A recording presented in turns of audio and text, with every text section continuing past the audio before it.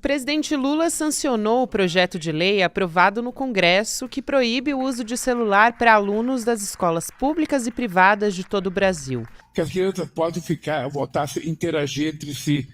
E eu acho que isso é muito importante. Agora, o uso dos aparelhos passa a ser vetado durante aulas, intervalos e também nas atividades extracurriculares. As únicas exceções são em casos de uso pedagógico ou em caso de emergências também, se o estudante precisa usar o aparelho celular para medir a glicemia, por exemplo, em caso de diabetes e por aí vai.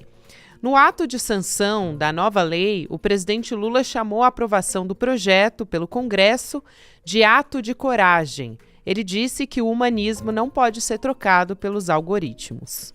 Quarta-feira, 15 de janeiro de 2025.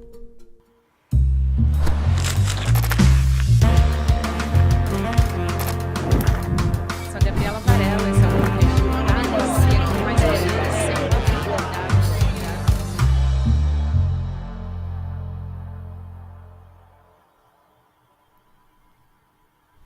Olá, seja muito bem-vindo, seja muito bem-vinda. Eu sou a Gabriela Varela e esse é o videocast em detalhes. E aqui sempre com um convidado, uma convidada, a gente analisa uma temática, uma notícia importante do momento. Hoje o nosso convidado é o Bernardo Baião, que é coordenador de políticas educacionais da Todos pela Educação. Bernardo, prazer te receber, seja muito bem-vindo e obrigada por aceitar nosso convite. Boa tarde, Gabriela. É um grande prazer falar sobre esse tema tão importante no momento aqui quente da educação brasileira.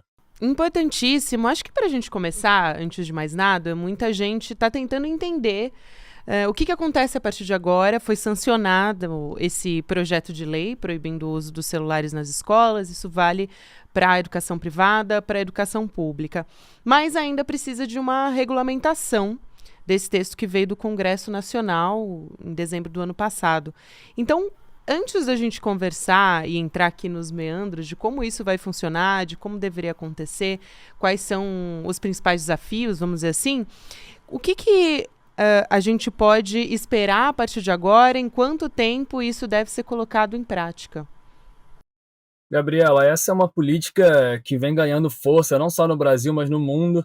O uso de celulares nas escolas, ele surgiu como uma proposta inovadora de uso de tecnologias, de colocar uma escola mais interessante para os estudantes, mas hoje o que a gente observa é um problema quase de uma epidemia do uso do celular. Os estudantes cada vez mais estão interessados mais nas telas do que na realidade ao redor, e isso é um problema seríssimo. Hoje a gente, com base na literatura, em diversas evidências, a gente percebe que o uso indiscriminado do celular ele traz efeitos bastante negativos para a vida do estudante e para o seu desenvolvimento cognitivo, social, emocional.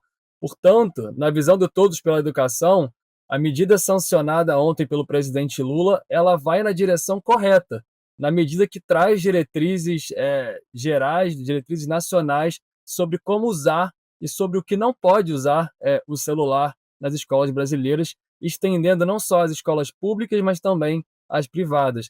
Essa é acho que é a primeira tarefa aqui, colocar essa diretriz de pé, regulamentar essa medida, e aí vem os desafios de implementação. Aí vamos entrar então nos desafios de implementação, porque eu acho que é importantíssimo e essa diretriz deve vir do Ministério da Educação. Quais são os principais cuidados, você acha, Bernardo, com a experiência que você tem, que deve existir? Quer dizer, são vários aspectos que podem parecer detalhes, que pode parecer pequeno, mas que é muito importante, né? Como, por exemplo, onde deixar esse celular, o celular dessas crianças, desses adolescentes. E também quem vai ficar encarregado de fazer essa fiscalização, enfim, no caso de um aluno dizer não, isso também é importante. Então, eu queria te ouvir primeiro de quais são os principais aspectos que devem ser levados em consideração. Gabriela, um primeiro ponto eu acho importante aqui é olhar para as evidências. Hoje no mundo, 1/3 dos países já restringiu o uso de celulares nas escolas. A gente está falando de países de diferentes realidades. É uma proposta que começou na França em 2018. Hoje tem países da Europa, da América Latina, que usam essa medida como uma forma de realmente controlar o uso de celular nas escolas. Então, acho que o primeiro passo é olhar para essas evidências internacionais, Aqui no Brasil já tem uma série de municípios, sobretudo as capitais, também criando legislações e medidas para coibir o uso de celulares. Então, o primeiro passo é ver como funciona, ver o que está dando certo, o que não está dando certo. A partir daí, a gente começa a discutir a medida em si. Sobre a proposta que vai ser regulamentada nos próximos 30 dias, é preciso olhar para pelo menos três dimensões aqui. Uma primeira, como você bem trouxe, é você entender quem é o responsável por fiscalizar esse celular. Então, é um celular que o estudante pode levar para a escola e vai ter que deixar numa caixa, ele não pode levar para a escola, ele vai deixar junto à sala de aula, então na sua própria mochila. Qual é a regra que vai funcionar aqui? Então, para isso, é muito importante que as redes de ensino construam protocolos. Todo mundo tem que saber, desde professores, alunos, gestores escolares, as famílias, todo mundo precisa entender qual que é a regra, o que que pode e o que que não pode. Ter esse protocolo ajuda a dar segurança jurídica, segurança à atuação da escola para coibir e possivelmente punir o estudante que segue rejeitando essa medida. Um segundo elemento é que a política traz de forma muito acertada que não é uma proibição do uso de celular, é uma restrição do uso de celular. Então, um segundo elemento super importante aqui é que ao tentar restringir o celular, você não restrinja o uso da tecnologia na educação.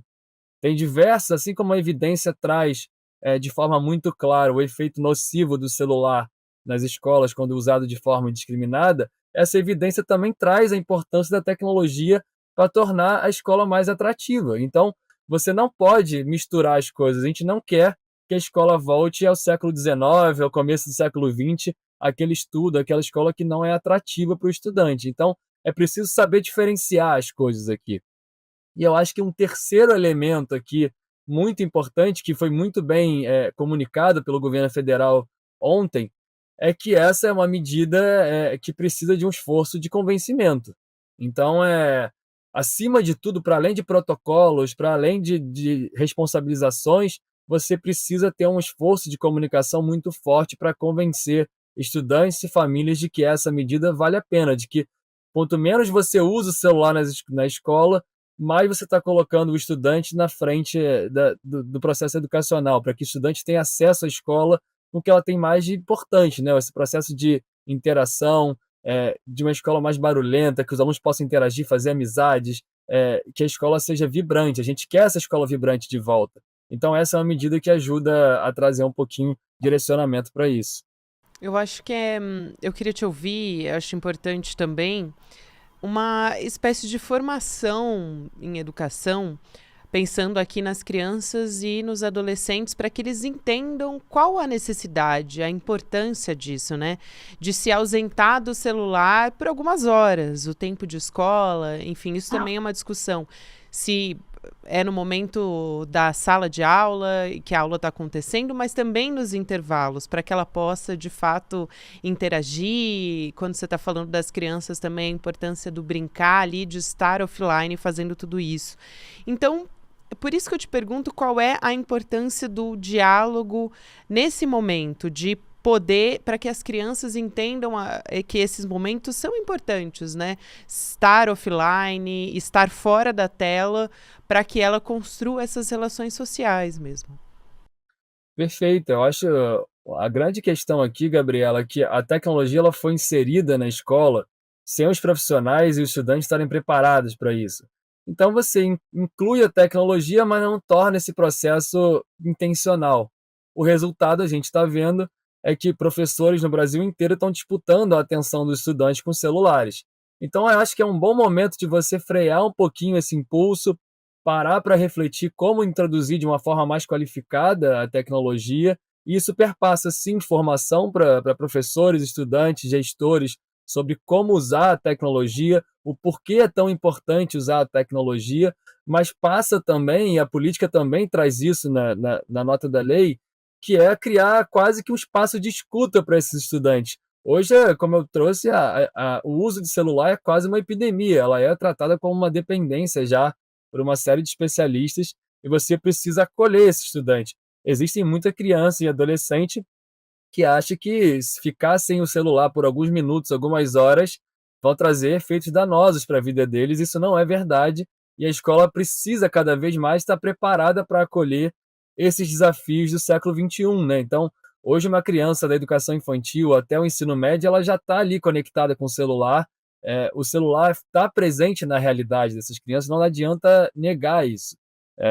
Então você precisa preparar as escolas para, primeiro, usar de forma pedagógica essa tecnologia, incluindo o próprio celular, mas também acolher. A escola precisa entender, mostrar para o estudante que a vida offline também é interessante e tem muita coisa legal para se fazer na escola. É um esforço de convencimento mesmo.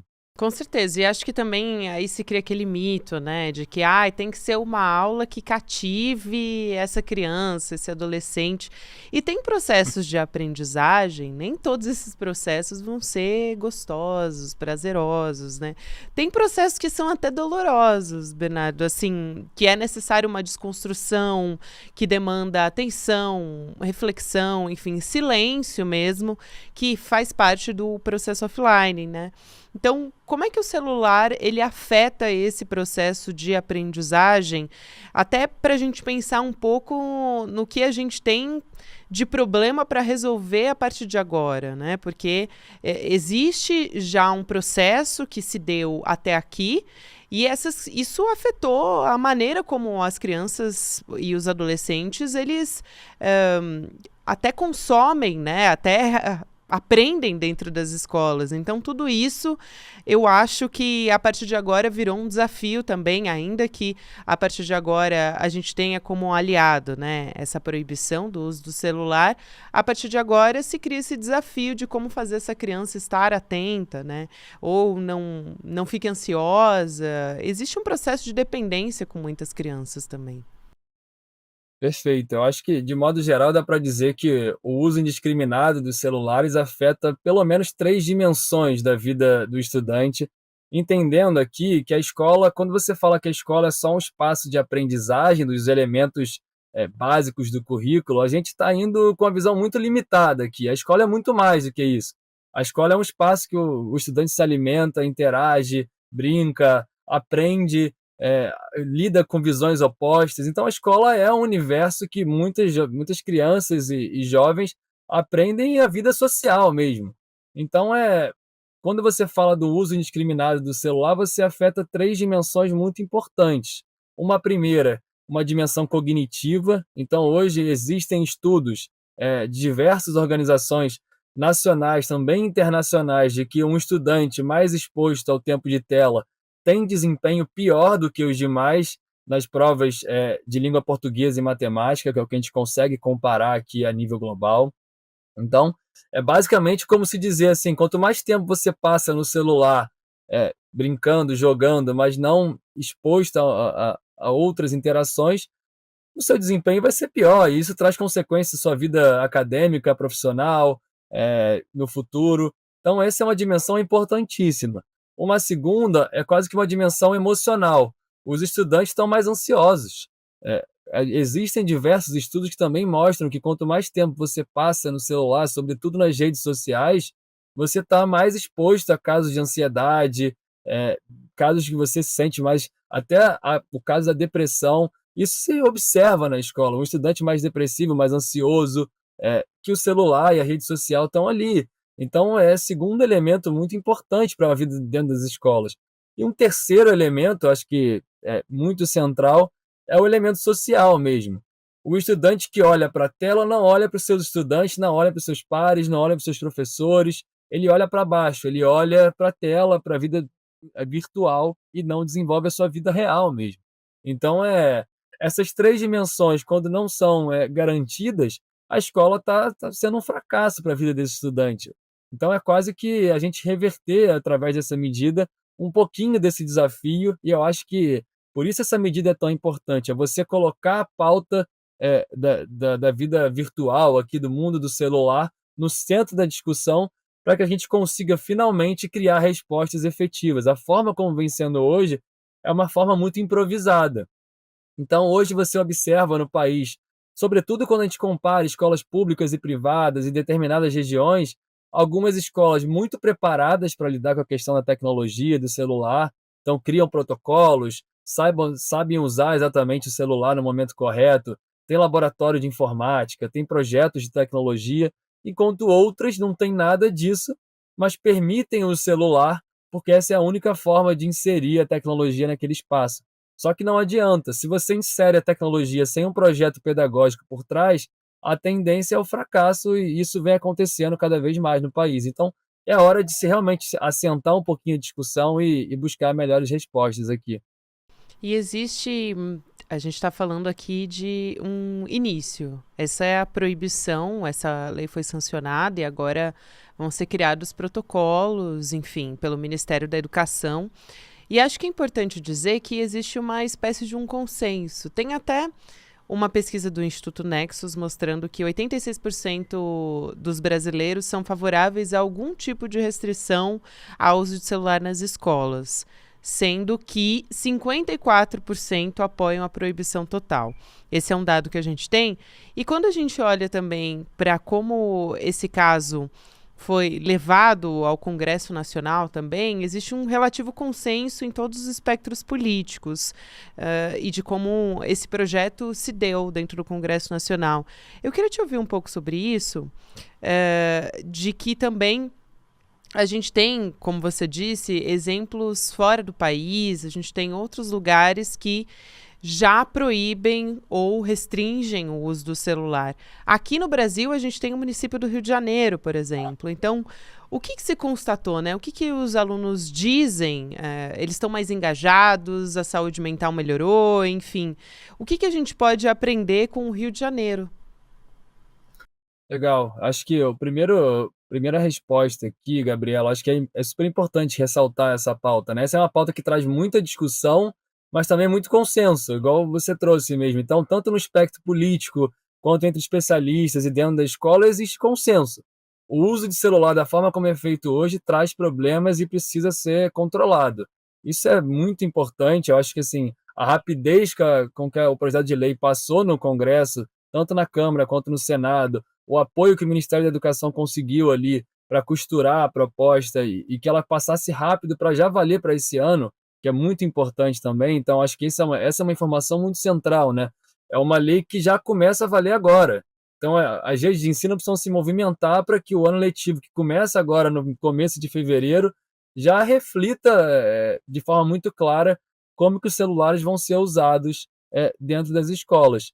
Essa é uma medida que não é nova, então, como a gente trouxe aqui, muitas redes no país já estão tentando construir legislações, mas, de fato, o caso do município do Rio de Janeiro eu acho que é o grande ator, que é o grande pioneiro dessa medida, e vem colhendo, eu acho que os resultados ainda são muito incipientes para a gente entender se já foi conquistado, né, realmente o que se busca com essa medida, mas o que a gente tem de informação é de que as escolas estão pelo menos mais preparadas para lidar com a questão da tecnologia, criar protocolos torna um processo muito mais padronizado, então qualquer escola do Rio de Janeiro que você entra, e é muito claro o que pode e o que não pode, os estudantes estão mais convencidos sobre o que eles conseguem ou não com o celular, e isso cria uma cultura de aprendizagem. Eu acho que o grande legado do Rio de Janeiro nesse momento, quando a gente observa as evidências, é a criação dessa cultura.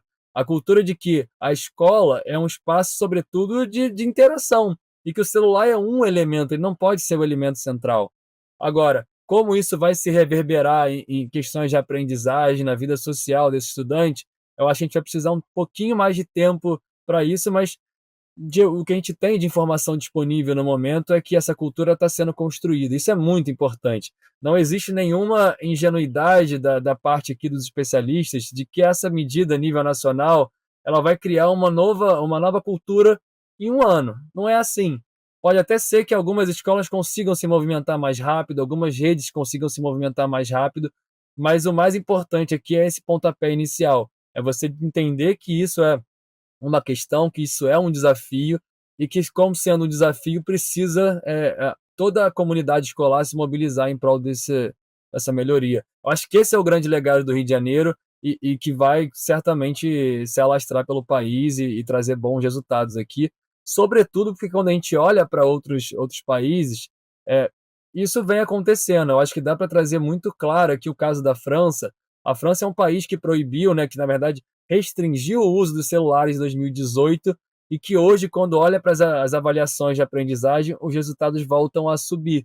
Então, é claro que não dá para colocar só na conta do uso dos celulares a melhoria dos resultados, mas é um combo, né? Quando a gente fala de educação, a gente está falando de um combo. É uma série de medidas que vão sendo implementadas e que geram resultado.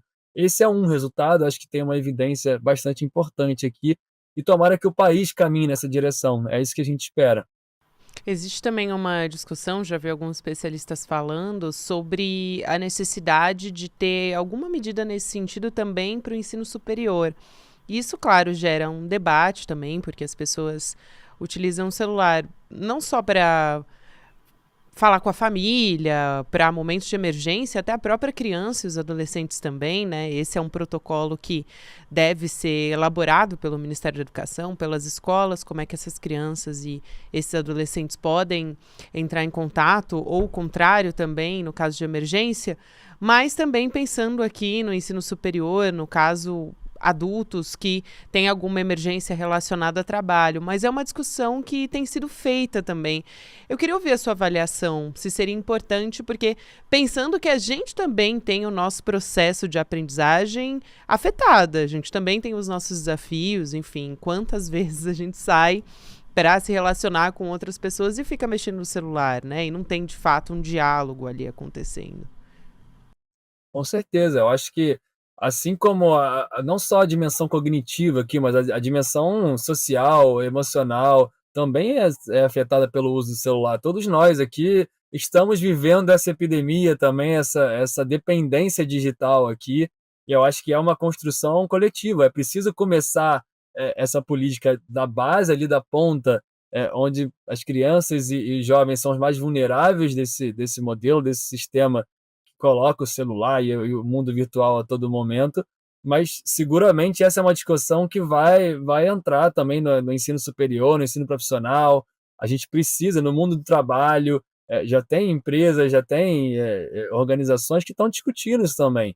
Qual que é o efeito para o profissional que está ali trabalhando e mexendo no celular o tempo todo, usando a tecnologia de uma forma de distração?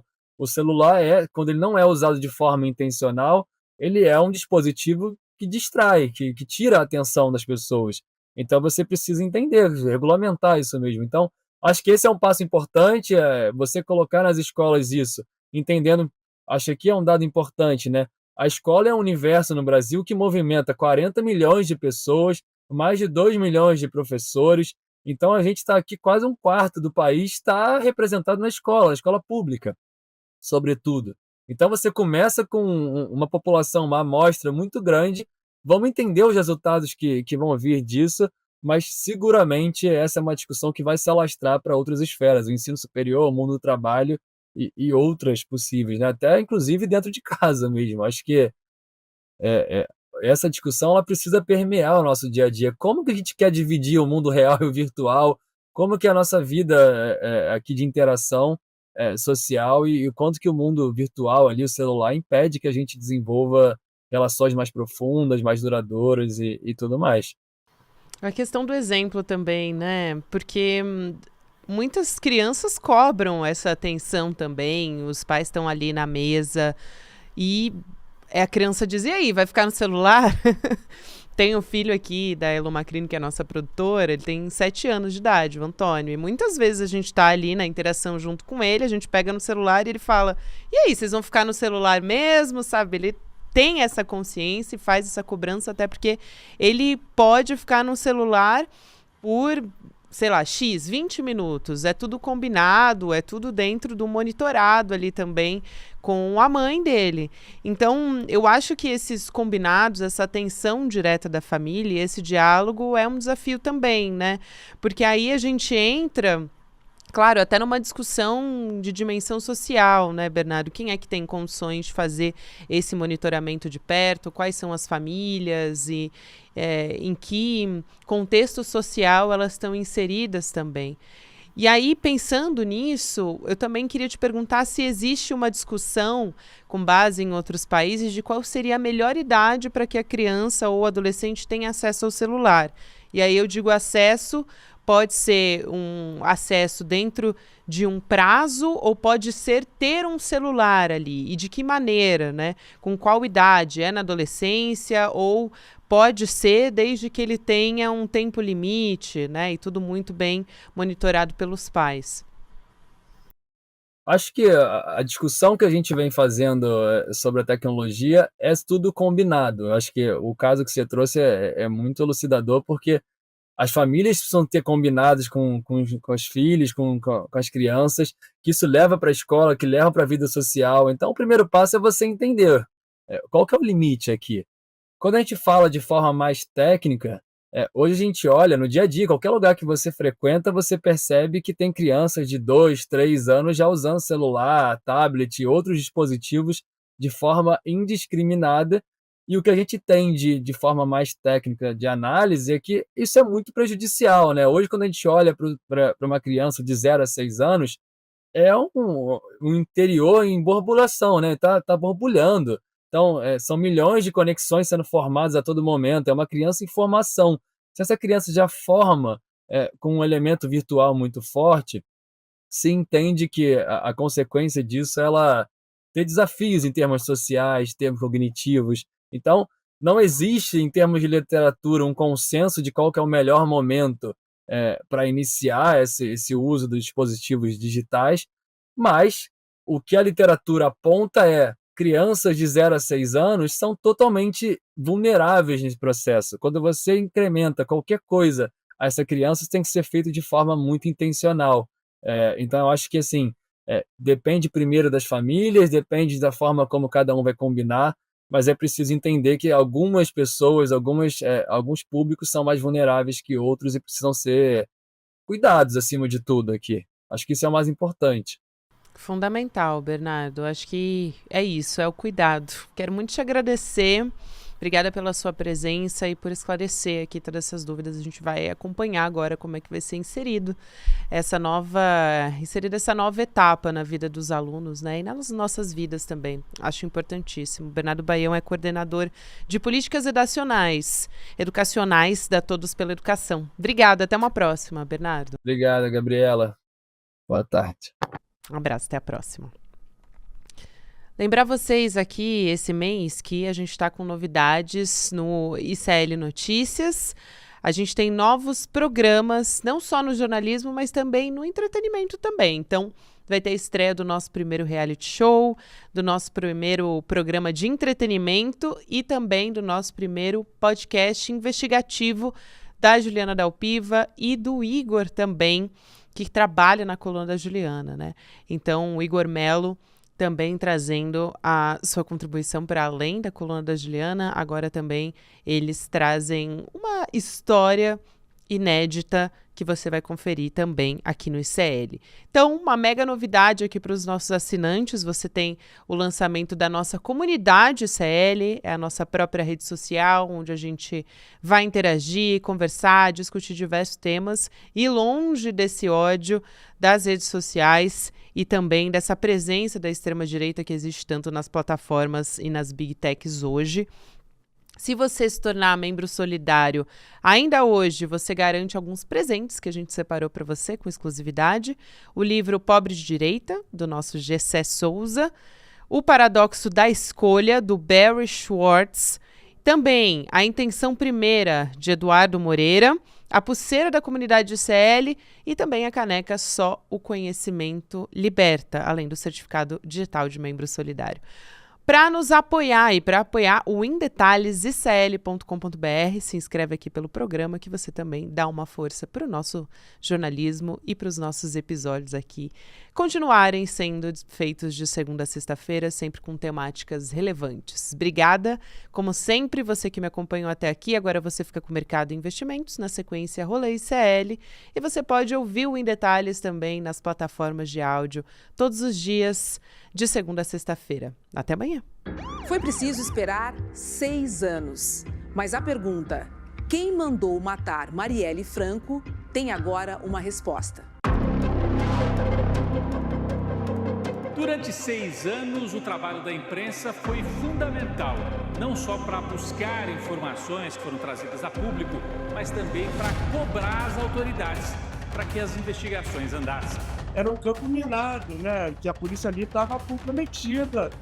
Por que ele vira a chave e faz a delação? Você não precisa ser nenhum detetive para perceber que era uma investigação completamente cheia de buracos, lacunas, ações estranhas dos policiais. Existe um papel fundamental da imprensa para mostrar que essa investigação, que esse inquérito estava contaminado. Acho que não havia essa expectativa dos mandantes de que a Marielle, por exemplo, se tornasse um símbolo internacional da luta pelos direitos humanos. The world wants to know who ordered the murder of Marielle Franco. Veja a importância da resiliência dos colegas que nunca abandonaram esse caso. A Polícia Federal diz ter concluído as investigações de um crime que há 6 anos aguarda resposta. Quem ordenou a morte da vereadora Marielle Franco e do motorista Anderson Gomes e por quê?